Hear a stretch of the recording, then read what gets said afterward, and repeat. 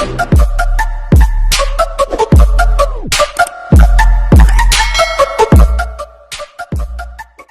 morning mga kamarites, back to school na naman ang mga marites nyo.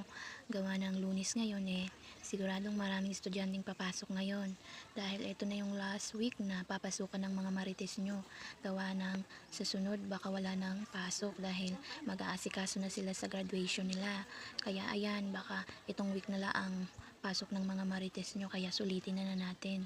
Kaya ayan, dahil nga maaga kaming pumasok ngayon, maglilinis kami ng aming tindahan. Gawa ng 2 araw na wala dito ang mga marites nyo, napakadaming dumi. Kaya ayan, kung mapapansin nyo, napupunas na nga ako ng mga istante namin. Gawa ng dahil nga 2 araw na walang pasok, Sabado at Linggo ang pahinga ng marites nyo. Ayan, sobrang dami ng aming dumi sa tindahan. At ayan na nga, naghatid na din yung amo namin ng palamig at ng iba pang mga paninda. Ayan nga, inaantay niya nga tong cooler, gawa ng ice box, gawa ng iuwi niya na dahil nga last week na namin dito nag-uutay-utay na kaming magdala ng mga gamit para sa susunod konti na lang ang aming dadalhin.